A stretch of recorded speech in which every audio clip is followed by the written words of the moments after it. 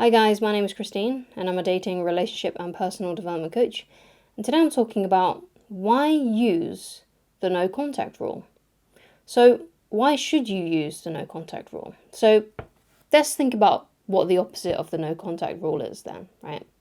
So let's say you're in a situation with your ex and your ex dumped you. Let's go from there. Your ex dumped you, they got rid of you, they don't want to be with you anymore. And you've stumbled upon the no contact rule and you're wondering should I do this? Should I practice the no contact rule with my ex? So the opposite of the no contact rule is to stay in contact with your ex, right? So my question to you then is staying in contact with your ex, has that benefited you? Has that actually changed the relationship? Has it made your ex want you back, right? Has it done any of those things? Has it improved the relationship between you two? Has being in contact with your ex actually made you two more closer to getting back together?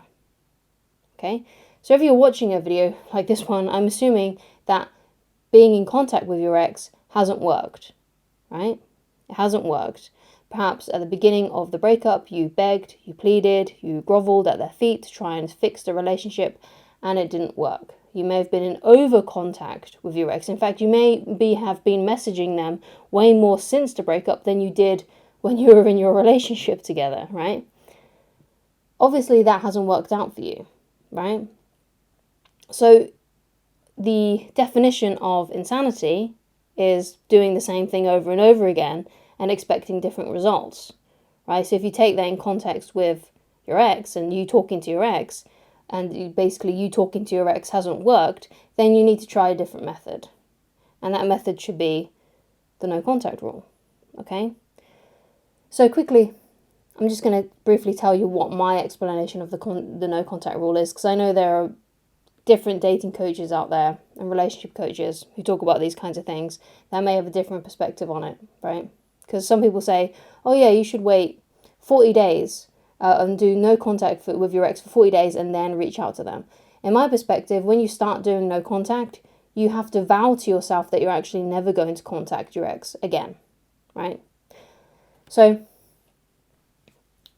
what that means is, and basically what this does, right, is if you are in no contact with your ex and you stay in no contact with them, what you basically see is how they feel about you, right? It reveals to you through time how they actually felt about you and how they feel about you currently, right?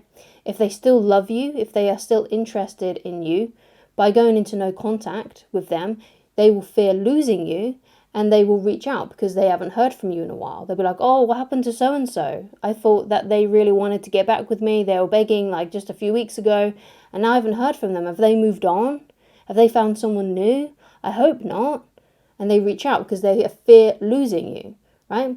But also it does another thing too. If your ex doesn't care about you, if your ex is happy that the breakup happened, if your ex is happy that you're not in their life anymore and is glad the relationship is over, you will not hear from them at all. Okay, you will not hear from them again if they are happy that the breakup has happened. Okay?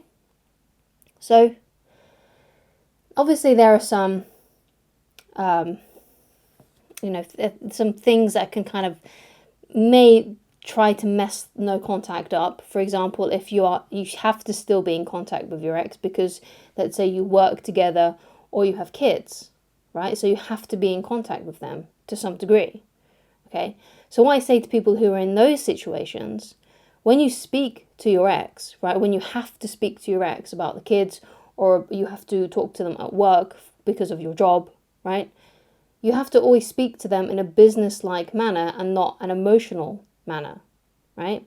So this means that when you need to talk to your ex, you solely discuss what you need to talk about, right? You go right to the facts. You don't go to, hey, how are you? How you been? What you been up to?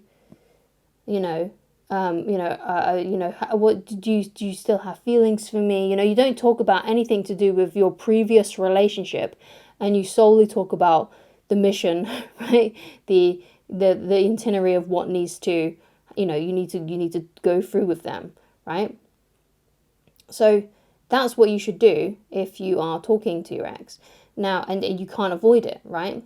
So Another thing about that as well is that when you talk to your ex in these situations that you can't avoid, not only should you not speak to them in an emotional manner, but you shouldn't be emotional around them. You shouldn't be like showing off in front of them if you have to be around them.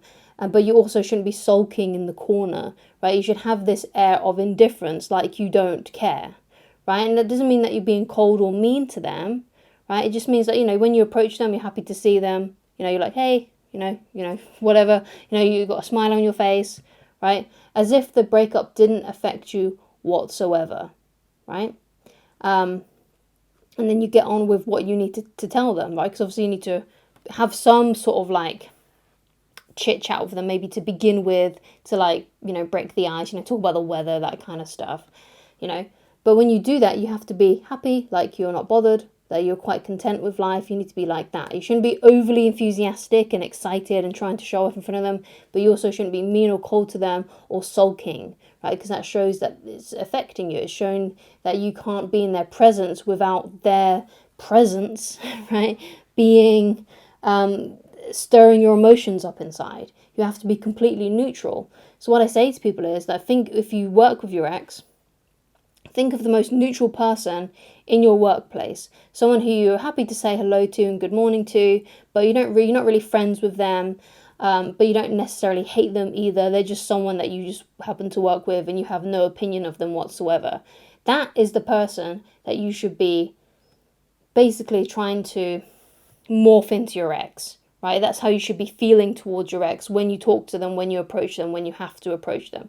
And I guess you can use that same analogy for when you have to deal with them in person if you've got kids.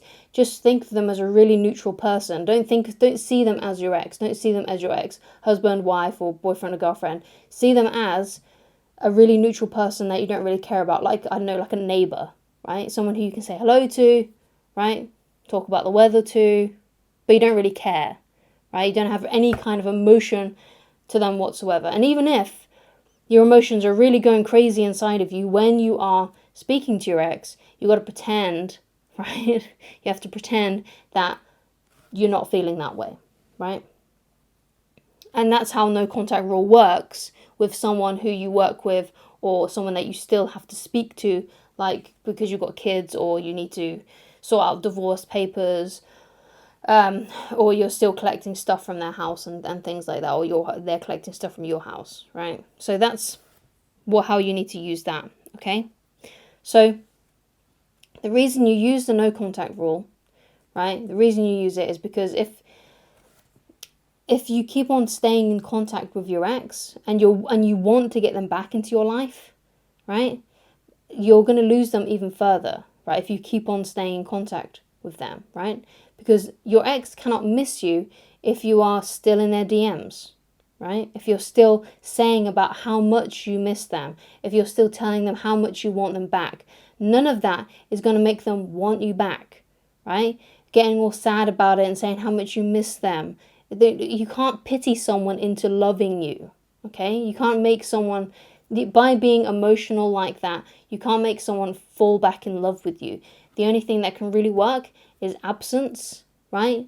And basically using absence, using the no contact rule to see how they feel about you. Because like I said, if they still love you and care about you, they will reach out eventually once they realize that you're not contacting them anymore, right? They'll fear losing you, right? But if they don't, then you'll just never hear from them again, right? And therefore you have to move on with your life. In fact, when you start doing the no contact rule, assume that the no contact rule is forever, assume that your ex is not coming back, and start trying to move on with your life immediately, okay? Now, that doesn't mean you should jump straight into bed with the next person you see. Give yourself time before you enter a new relationship, right? You always need to do that. But essentially, you start, focusing on other things, try to build your self-esteem up, because obviously going for a breakup really does damage your self-esteem, especially if you're the one that got dumped. It can make you feel unlovable, it can make you feel worthless, it can make you feel really horrible. So you may need to get a therapist or a counselor to help you through those emotions. Or, alternatively, if you can't afford something like that, try and build yourself up by doing things that make you feel good about yourself, like exercising regularly, eating the right things, trying to find some other purpose, like a passion project that you can work on to keep your mind off things, okay? And bring a little bit more joy back into your life, Okay, so thank you so much for watching. If you'd like to get in touch with me personally and you'd like coaching with me, then please go to www.christineloveridge.com, and I shall talk to you again very soon. Bye.